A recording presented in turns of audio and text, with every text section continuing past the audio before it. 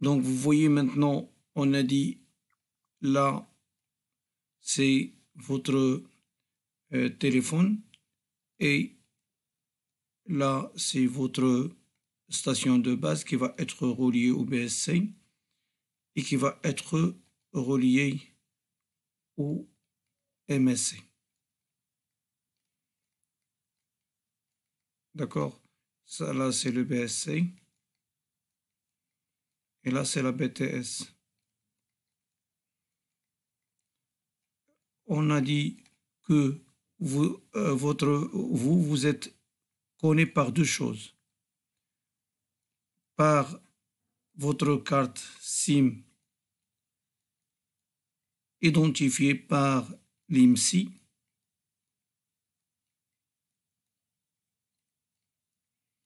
et par votre terminal, le terminal,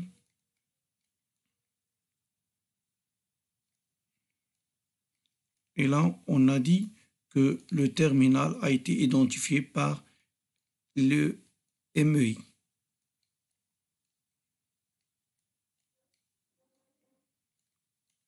Et on a dit que chaque terminal est identifié d'une manière unique dans le monde. Et chaque MC, il est identifié d'une manière unique dans le monde. Donc, ici, on va se trouver avec deux équipements qui vont faire l'authentification. Là, le premier, c'est le EIR qui va identifier les terminaux et l'OC qui va identifier les cartes SIM ou bien votre abonnement. Donc, je répète, on a deux équipements de base de données pour l'identification du terminal et de la carte SIM. Donc, pour cela, en fait, on a dit que pour le IMEI, vous le trouvez à travers la commande dièse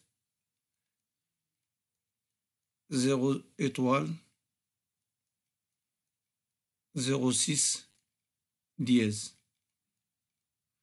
En fait, lorsque vous voulez vous connecter sur le réseau, la première chose que l'on vérifie, c'est le terminal. C'est pourquoi parfois, même en absence de la carte SIM, vous pouvez accéder à votre réseau GSM. L'opérateur ou bien les opérateurs peuvent tolérer l'accès à leur réseau sans utiliser la carte SIM. D'ailleurs, au Maroc, lorsqu'on a commencé à vendre ou bien à activer l'abonnement GSM, les gens qui vendent les terminaux, ils font le test sans carte SIM. Ils peuvent appeler, par exemple, les services de secours. Mais malheureusement, les gens n'étaient pas bien et chaque fois on veut vendre un terminal, j'appelle pour faire le test au secours et les secours, ils ont demandé aux opérateurs d'arrêter cette option. Mais cette option, il est possible de le faire sans passer par la carte SIM. Surtout à un certain moment, la carte SIM était très chère.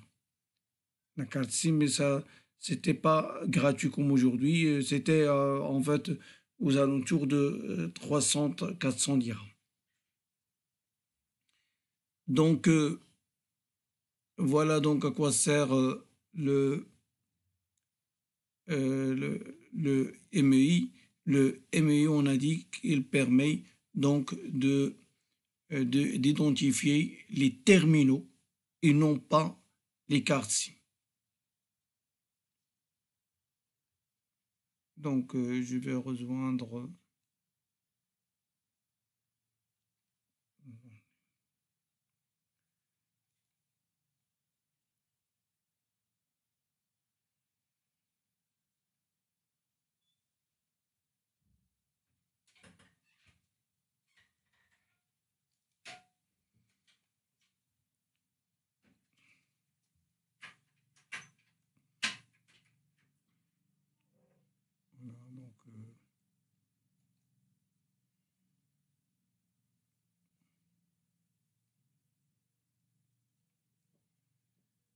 Donc là, je vais voir.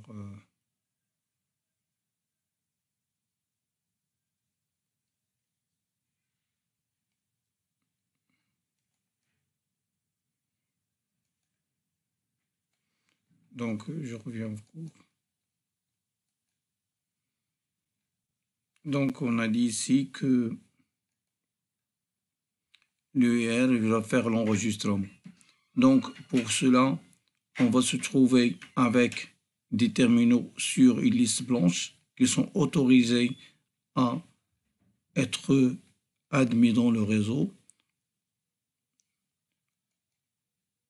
On a une liste grise où il y a un problème d'accès, et puis on a une liste noire où les gens qui sont inscrits déjà sur cette liste n'ont pas le droit d'être acceptés dans le réseau.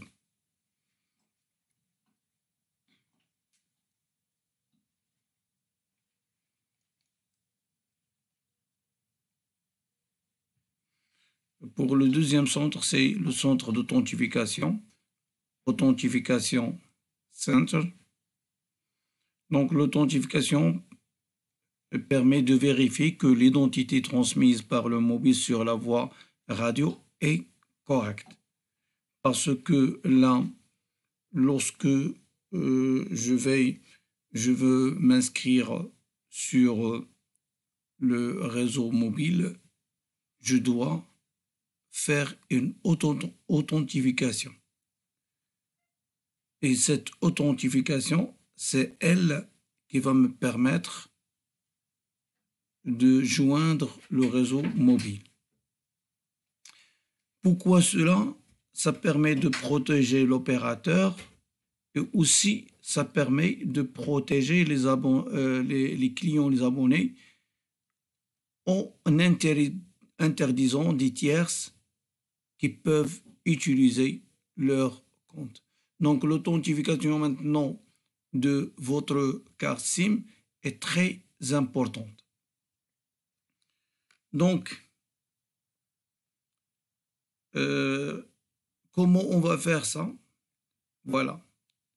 Tout d'abord, sur votre carte SIM, comme on l'a dit l'autre fois, sur votre carte SIM, il y a une clé privée qui s'appelle la KI. Et on a dit sur la même carte, il y en a des algorithmes. Je rappelle qu'il y a l'algorithme A3, A5, A8. Qu'est-ce qu'on va faire? Le centre d'authentification, il va envoyer une variable aléatoire à votre MS. Cette variable aléatoire maintenant, elle est connue au niveau du centre d'authentification et elle est connue au niveau de votre MS. Ici aussi, on connaît l'algorithme A3 et je rappelle qu'on a dit que A3 et A8, ce sont des algorithmes utilisés par chaque opérateur. Par contre, A5, c'est un algorithme de cryptage qui est grand public. D'accord? Donc là, je vais envoyer une variable aléatoire que nulle part, aucune personne ne connaît, mais ils peuvent être bien sûr interceptés. Mais même s'il est intercepté, et si quelqu'un connaît déjà l'algorithme A3, le KI ne sont pas connus. D'accord? Et voilà donc, à partir de là, on va calculer un résultat que je vais envoyer au réseau. Le réseau, qu'est-ce qu'il va vérifier? Il va vérifier est-ce que ce résultat, c'est la même qu'il a pu calculer avec le paramètre KI qu'il ne change pas sur le réseau, parce que c'est une clé privée. et avec la random, la variable aléatoire que le centre lui-même a envoyé. Donc, qu'est-ce qu'on aura? On aura soit le résultat sont égaux et là, la personne est authentifiée, ou bien en fait, il y a une inégalité et la personne sera rejetée. Voilà comment on fait pour authentifier. Et c'est pourquoi je vous ai dit l'autre fois que le réseau mobile GSM, c'est tous les réseaux mobiles, hein. On va voir comment on fait pour les autres. Tous les réseaux mobiles, ce sont des réseaux sécurisés et numériques de bout en bout. Y a-t-il des questions là-dessus? Y a-t-il des questions, s'il vous plaît? C'est bon, je passe. Est-ce que vous m'écoutez d'ailleurs? Oui, Oui, monsieur. monsieur. Oui, monsieur. Très bien. Donc, c'est ce que j'ai expliqué. Reste à dire que le KI, en réalité, il n'est pas sur le OC, il est sur le HLR. Mais le OC, il va l'envoyer au centre d'authentification. Parce que j'ai dit au départ que tous les profils sont inscrits ici sur la base de données HLR. Une fois que vous êtes identifié, maintenant on va essayer de créer une clé de cryptage. D'accord, c'est parce que on a besoin de crypter votre voix. Monsieur, Oui, sur quel équipement on fait l'authentification? sur le OC et sur votre MS. Je réponds, voilà. Là, c'est le centre d'authentification. Qu'est-ce qu'il va faire le centre d'authentification? Il va prendre les données ici du HLR et qu'est-ce qu'il va faire? Il va calculer à travers l'algorithme A3 le résultat de l'algorithme A3 et la variable aléatoire et le CAI. Et ici, vous-même, sur le MS, vous faites la même chose, hein. Vous calculez, vous allez envoyer le résultat. Il va comparer. S'ils sont bons, ça veut dire que vous êtes la bonne personne. S'il y a un problème, vous serez rejeté. D'ailleurs, lorsque vous avez votre téléphone, vous pouvez le vérifier. On va vous demander, on peut sur votre MS, vous pouvez bien sûr voir tous les opérateurs. Même si vous n'êtes pas abonné, c'est un tel opérateur. Et lorsque vous essayez de vous identifier, vous allez demander l'accès à ce réseau, vous serez rejeté. Pourquoi? Parce que vous n'êtes pas accepté, vous n'avez pas les bons, les bons coordonnées ou bien les bons identifiants. Voilà, donc maintenant on est identifié.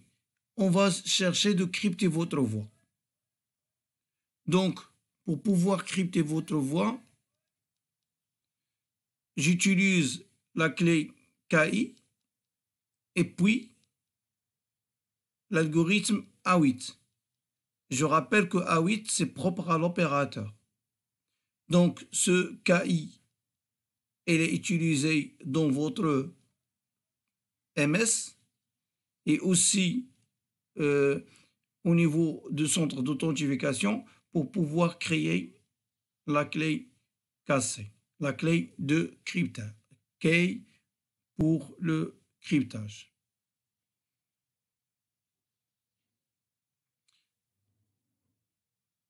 Donc, ce sont les choses qu'on peut utiliser pour pouvoir crypter. Et je vais vous montrer pourquoi tout ça à travers. Je vais partager.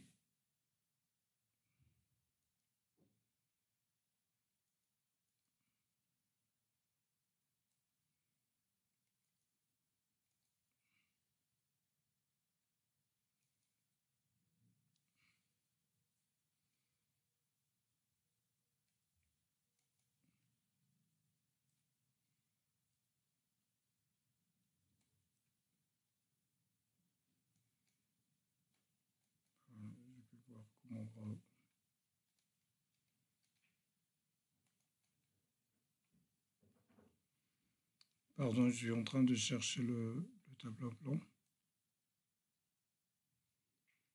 Voilà.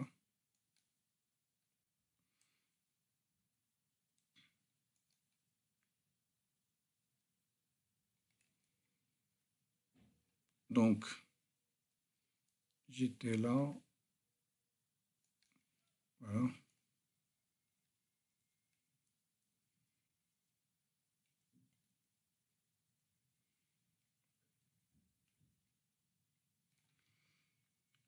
Bon, là, on a dit... Le clavier.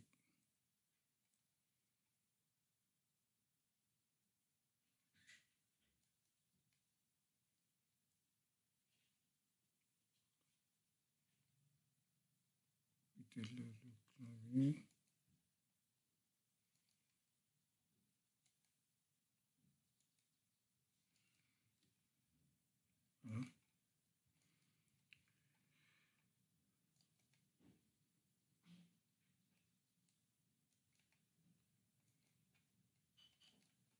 Je suis en train d'admettre un de vos collègues.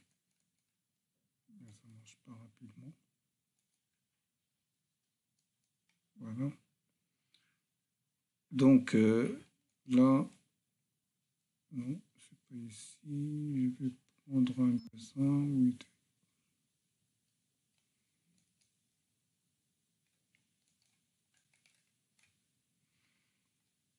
Attendez, je suis en train de travailler là-dessus.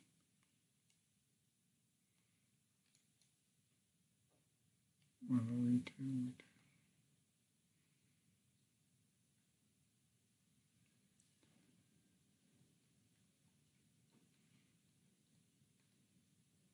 Je suis en train de voir comment écrire. Donc,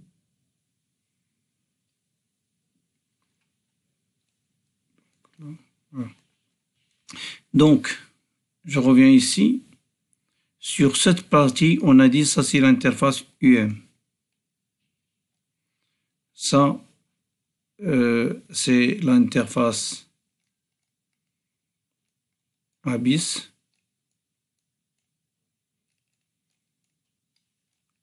Et ça, c'est l'interface, on l'appelle l'interface A.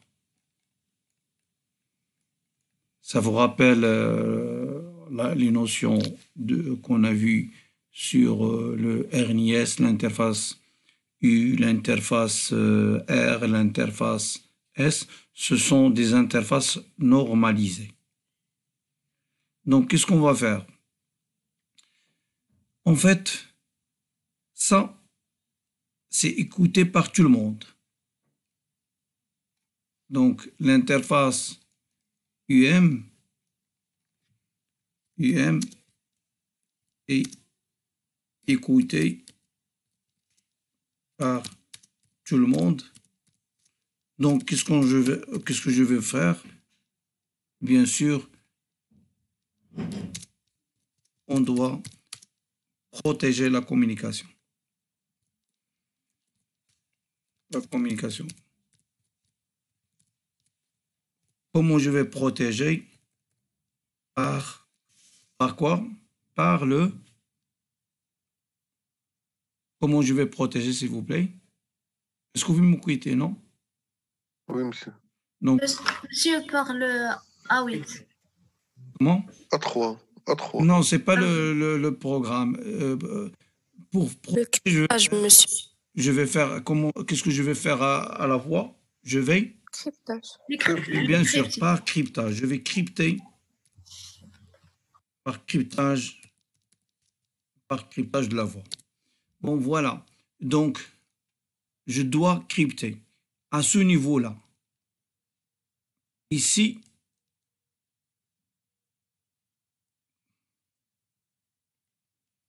je vais voir où est mon stylo.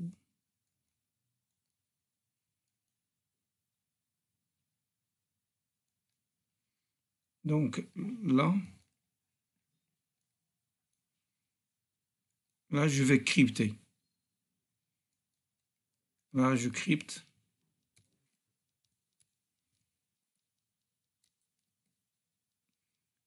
Et par contre, à ce niveau-là, je vais décrypter. C'est-à-dire au niveau des réseaux, tout ça n'est pas crypté. Par contre, ici, c'est crypté. Soit ici, à l'intérieur, c'est décrypté. Donc la BTS, qu'est-ce qu'il va faire? Il va crypter pour pouvoir envoyer au MS qui va faire le décryptage. Aussi, lorsque je communique de mon MS vers la BTS ou bien vers le réseau, ma voix, bien sûr, n'est pas cryptée, donc je la crypte une fois que je passe ici. Et puis, à ce niveau-là, il va être décrypté pour que je puisse envoyer vers le réseau. À votre avis, pourquoi je crypte ici, je décrypte ici?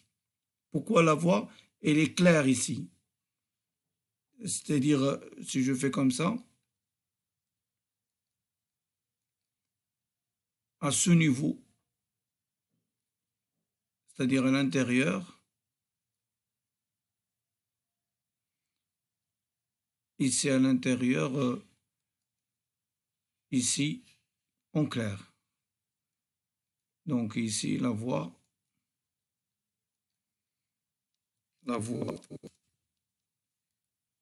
est en clair.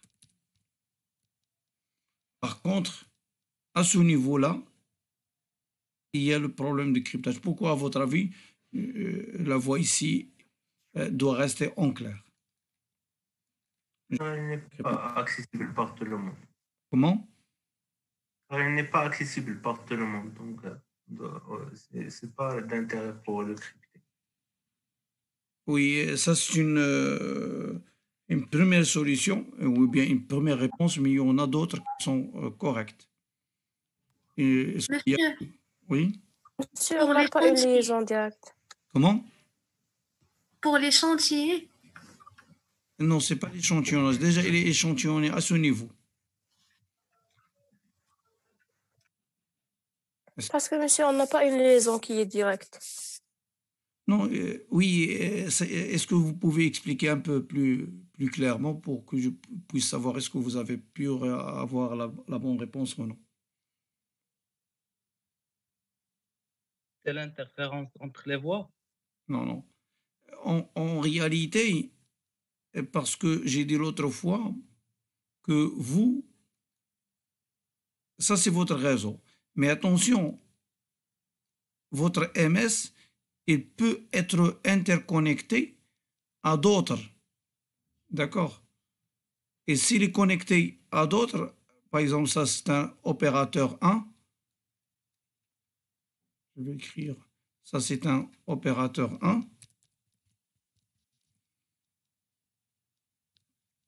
et là c'est un autre opérateur. D'accord? Si j'ai opérateur 2, et vous imaginez que vous avez envoyé une voix cryptée. Ça veut dire qu'il devrait avoir, pour décrypter, là, il a besoin des clés. Et s'il a besoin des clés, ça veut dire que l'opérateur 1 doit offrir les clés de décryptage à l'opérateur 2, ce qui n'est pas possible. Ça veut dire que on a fait une rupture de la confidentialité. C'est pourquoi là, le réseau ou bien l'opérateur, il a votre voix d'une manière décryptée, en clair, pour qu'il puisse la communiquer à un autre MS en crypté. Bien sûr, ce MS, en cas de, lorsqu'il veut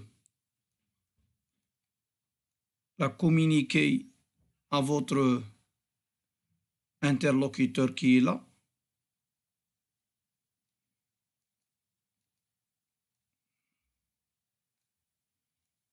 Donc, votre interlocuteur qui est là, ici. Donc là, il va la crypter. Ici, il y a le cryptage à sa guise. D'accord? Ici, on va faire le cryptage à notre guise. Mais s'il va utiliser les mêmes clés qui étaient fournies par votre opérateur, là, il y aura un problème sur cette liaison. D'accord? C'est à cause de ça qu'on doit mettre la voix au niveau du réseau en clair. Et comme ça, si je veux communiquer avec d'autres réseaux, je vais envoyer la voix en clair et le réseau ici, le deuxième opérateur, va pouvoir crypter et décrypter à sa guise pour satisfaire sa clientèle. D'accord? Est-ce qu'il y en a des questions ici?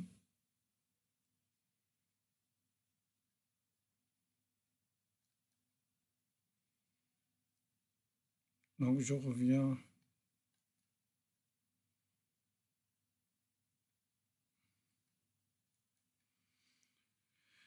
Voilà, donc, comment je vais décrypter la voix, c'est grâce à l'algorithme A5. Donc, je vais avoir la voix qui est cryptée ou décryptée sur ma carte. Par exemple, si je reçois de là, elle va être cryptée. Qu'est-ce qu'on va faire? J'ai la clé cassée de cryptage par laquelle j'ai crypté et j'ai l'algorithme A5 qui est l'algorithme de cryptage et décryptage et j'aurai donc ma voix en clair.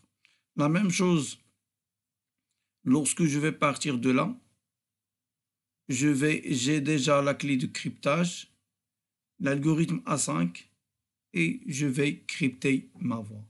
Donc, vous voyez donc l'algorithme A5 qui est un algorithme connu. C'est comme le 3DES, le DES, ce sont des algorithmes qui sont connus pour le cryptage. Ils sont des algorithmes en fait développés, bien enregistrés. Donc on peut les utiliser par le grand public, mais le grand public va être bloqué pour trouver la voix réelle à cause du cassé et de A5 qu'il devrait chercher. Là, ça résume ce que j'avais expliqué, les différentes requêtes utilisées entre les différents centres, à savoir la carte SIM, le mobile, la BTS, le VLR, la HLR et le OC, pour pouvoir trouver les différentes étapes de cryptage et de identification.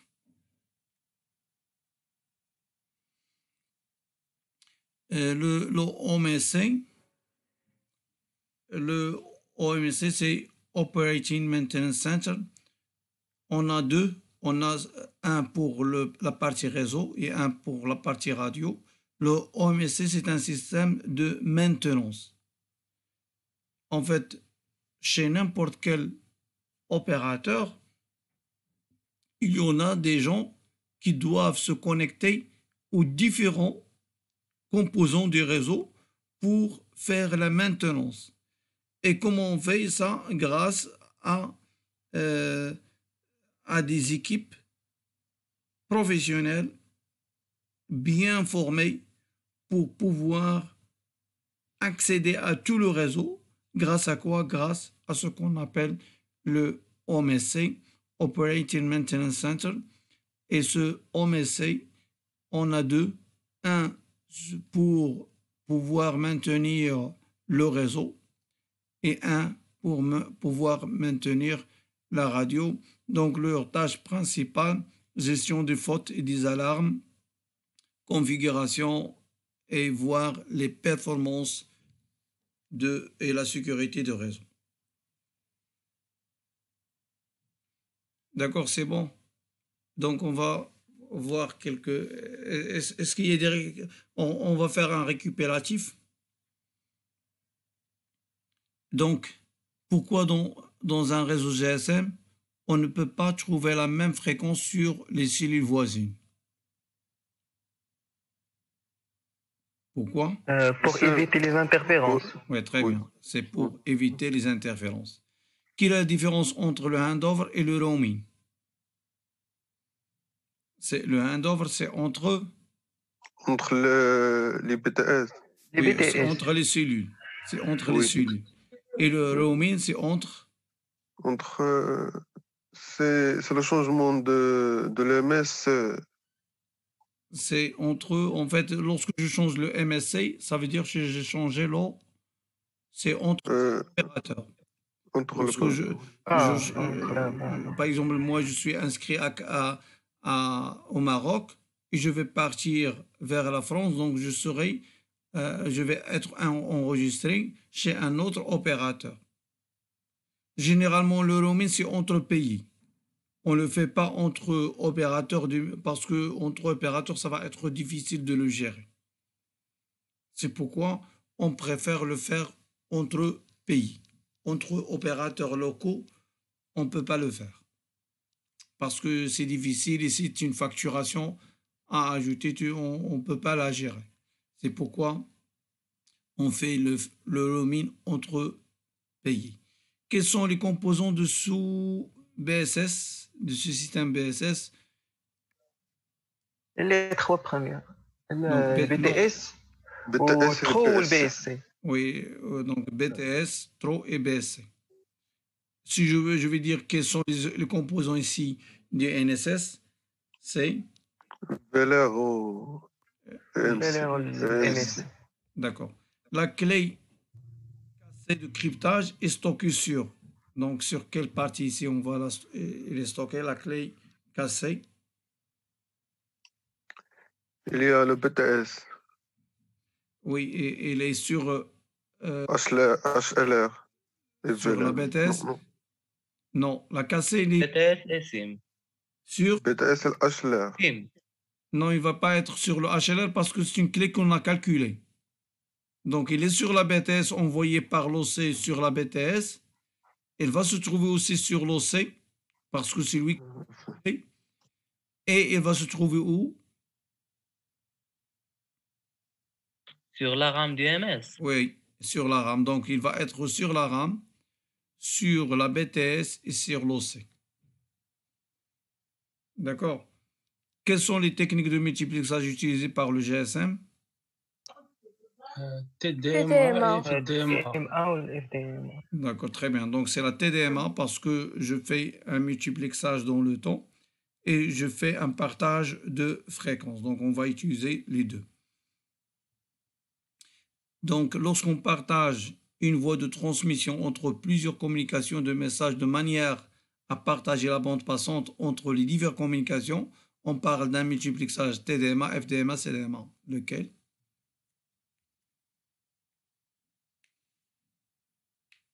TDMA. Comment? C'est l'FDMA. C'est la FDMA, bien sûr. FDMA. Parce que je partage la bande. Parce que je suis en train de partager la bande. Le débit d'un timeslot sur l'interface ABIS. ABIS maintenant. Et le 64. Très bien. 64. C'est 64 kilobits par seconde. Sur ABIS, c'est 64. Le débit d'un TS sur l'interface UM est lequel? 13. 13 13 kilobits. kilobits sur seconde. Parce qu'il y a 13 Par bits, seconde. c'est 13 kilobits par Par seconde. Kilobits par seconde. D'accord, très bien. Bon, maintenant, on va voir la gestion de la mobilité. Tout ça, peut-être dans les semaines prochaines, vous allez vous trouver avec ça sur des chaînes YouTube. Je suis en train de préparer des vidéos comme ça. En fait, les gens qui n'ont pas pu suivre peuvent comprendre et ça sera pour le grand public. D'ailleurs, j'ai fait déjà la vidéo que je vais peut-être relancer aujourd'hui sur comment dirais-je, sur la commutation, le premier cours qu'on a vu cette année. Donc, la gestion de la mobilité. Donc, vous voyez, là, c'est la mobilité sur le même opérateur, hein. Même si c'est le MSC, là, vous voyez que ce sont des choses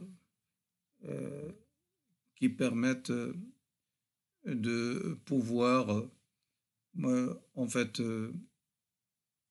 aller d'une cellule à une cellule. Vous voyez ici les cellules, comme on l'a dit, théoriquement, c'est un hexagone, mais pratiquement, ça peut ressembler à d'autres choses.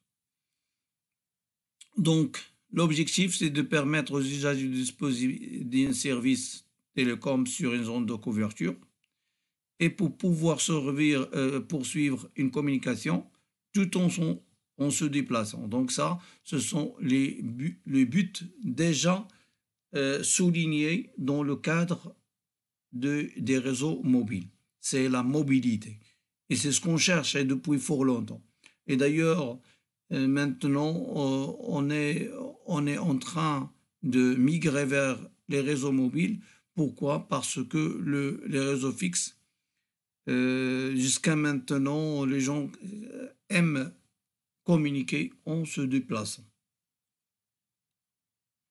Donc, on peut définir deux sortes de mobilité. La micromobilité, c'est la mobilité radio, c'est-à-dire je passe entre cellules, et la mobilité macro, c'est le passage entre des réseaux, même si je suis au sein de même opérateur. Donc là, par exemple, là, vous voyez, c'est une mobilité, là, c'est une mobilité, comment dirais-je, radio, mais là, je passe d'un réseau vers un autre réseau, c'est ce qu'on appelle donc la mobilité,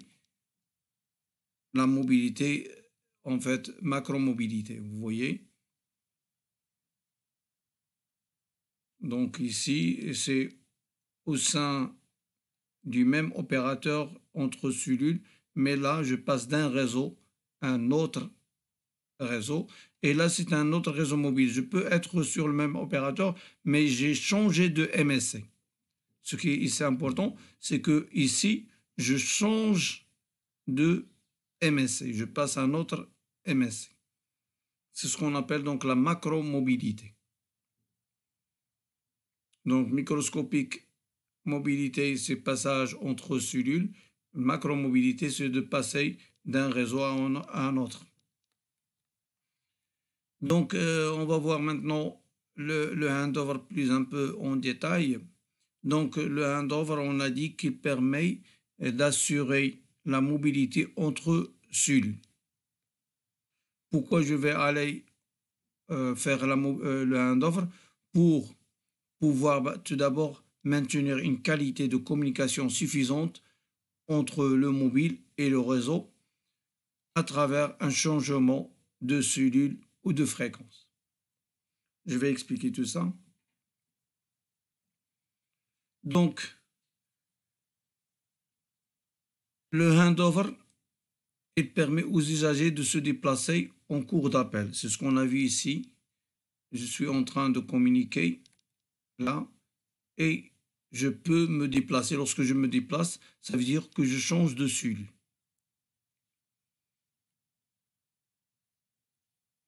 Voilà.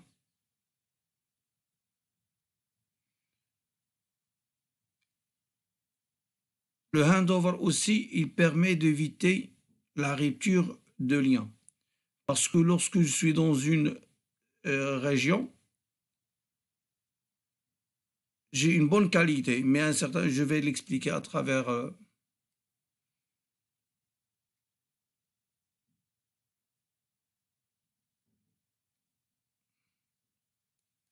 il y a un petit problème. J'ai pas fait attention. Est-ce que vous m'écoutez toujours? Oui. Oui. Oui, d'accord. Il y avait un petit problème. Je vais repartager l'écran.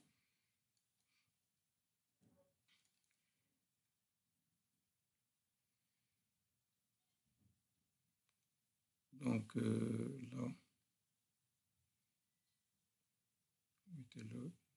Est-ce que c'est ça la gomme, oui,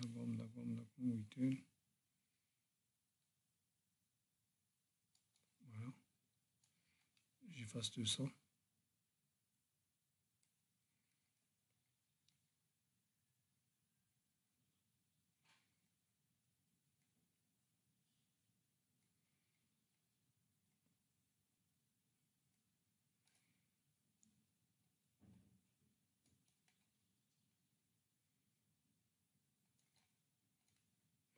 Bon, voilà, ça c'est la BTS.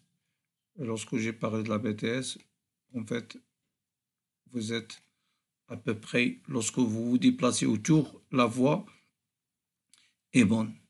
Mais à un certain moment, surtout à un certain moment, il se peut que vous êtes en train de vous éloigner de la station de base. À un certain moment, votre voie devient médiocre et il y a risque de rupture de lien. C'est pourquoi vous étiez tout d'abord ici raccordé à cette BTS. Maintenant, en s'éloignant, il se peut que vous allez être plus loin de la station de base et le lien va être d'une qualité médiocre. Donc, qu'est-ce qu'on va faire? On va essayer de vous connecter à cette BTS pour ne pas avoir une rupture de lien. D'accord? Donc,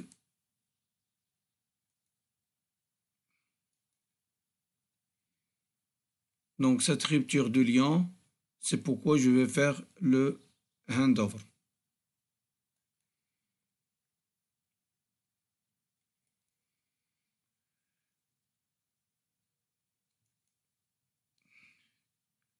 Ici, parmi les objectifs aussi, c'est minimiser les interférences. Là, si je prends cette BTS, elle est sur la fréquence F1. Bien sûr, autour, ou bien les BTS qui sont à côté de cette BTS, ils vont avoir des fréquences différentes de F1. Mais plus loin, on a dit que ce F1, il peut être utilisé plus loin. Mais à condition que vous n'allez pas augmenter votre puissance pour qu'on n'arrive pas à celle-là. Donc, c'est jamais, ou bien pour pouvoir garder la communication, on a deux choses.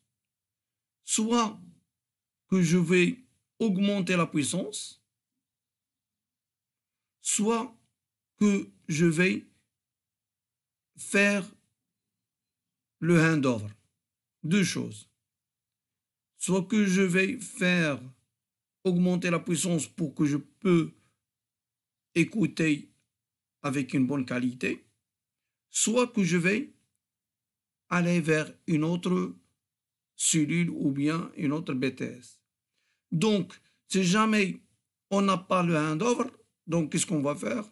On va augmenter la puissance. Et si j'augmente la puissance, ça veut dire que je vais être en interférence. Je rappelle que on a vu, et vous l'avez vu certainement, lorsque vous avez un signal quelconque,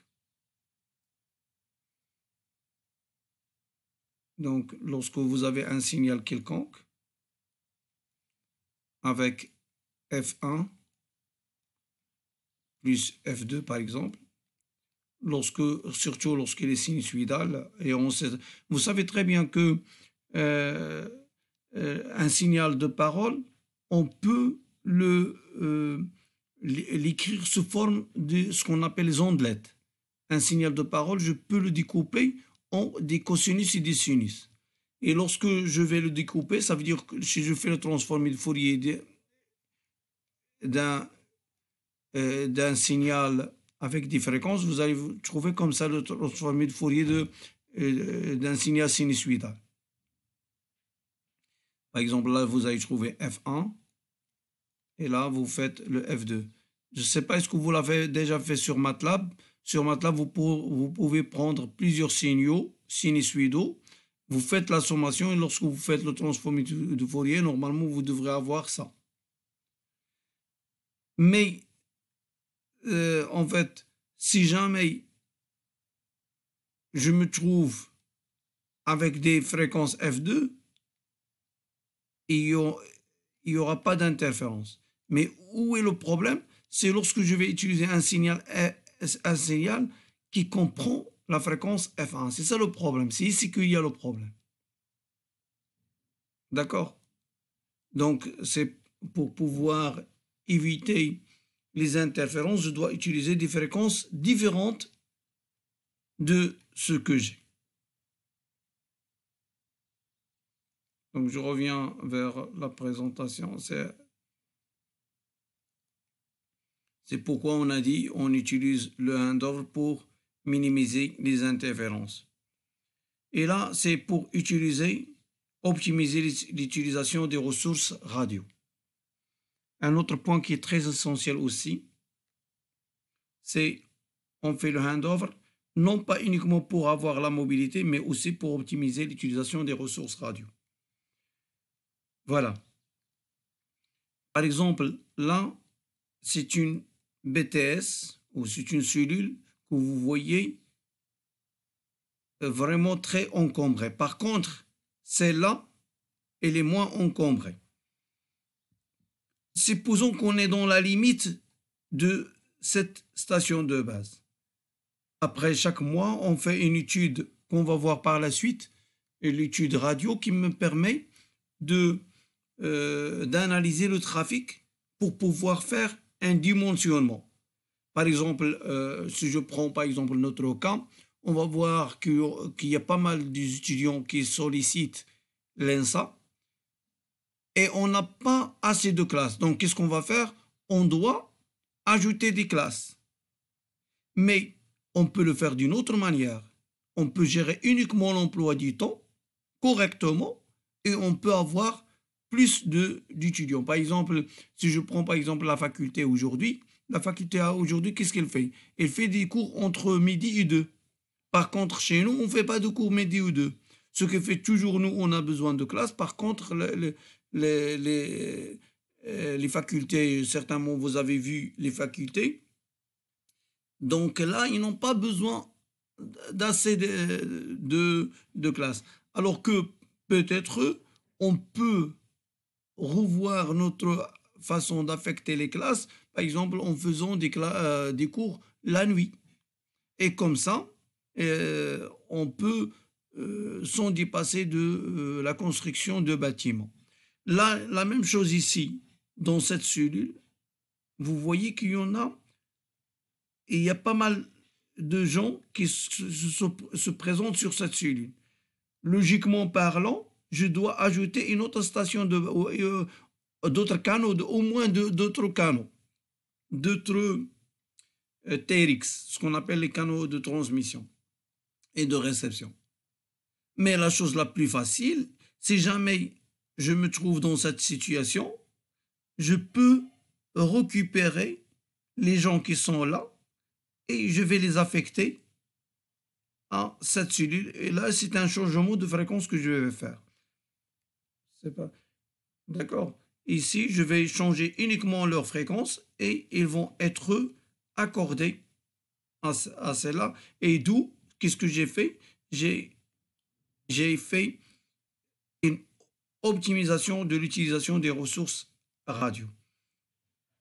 Aussi, le handover, il est intéressant. Pourquoi? Parce que ça me permet d'équilibrer la charge de trafic entre les cellules. Par exemple, ces deux ça est plus occupé que ça. il est plus surchargé. Qu'est-ce que je vais faire? Je vais équilibrer en faisant passer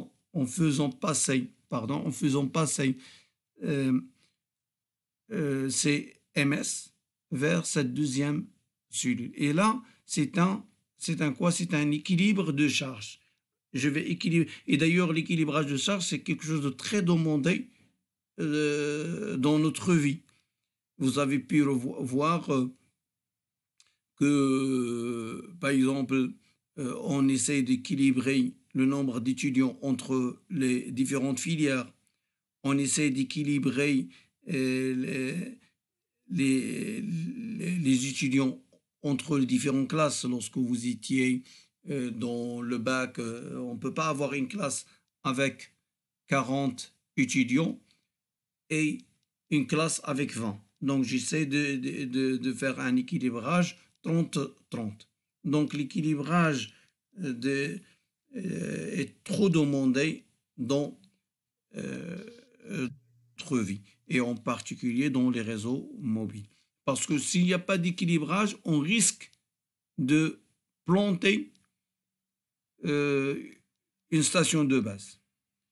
Il va être planté s'il y a beaucoup de demandes sur cette BTS. D'accord? Et le dernier point, baisser la consommation d'énergie des mobiles. Pourquoi je vais baisser? Parce que s'il n'y avait pas, je vais revenir vers ça.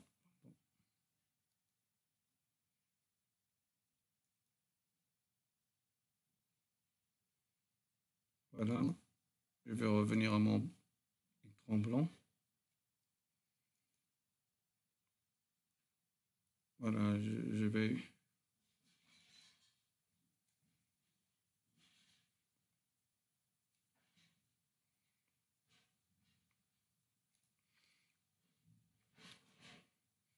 Donc, comme je vous ai dit, en absence du handover, lorsque je me déplace, en absence de handover, je dois augmenter la puissance. Par exemple, là, sur une bombe BTS, donc pour pouvoir atteindre, je suis là. Par exemple, je suis là. Et pour atteindre la BTS qui est là,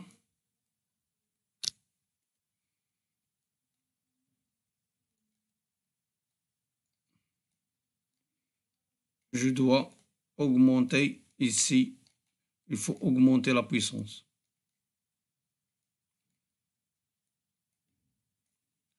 Donc, je dois augmenter la puissance. Chose qui n'est pas bon. Donc, il vaut mieux que je me trouve avec des petites cellules. Je passe d'une cellule à une autre. Hein. Il vaut mieux, au lieu d'augmenter la puissance pour atteindre, il vaut mieux passer vers une cellule qui m'est proche. Donc, un autre avantage de faire le handover, c'est de pouvoir préserver l'énergie.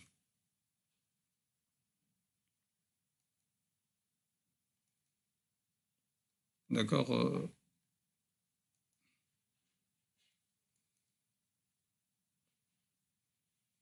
Voilà, donc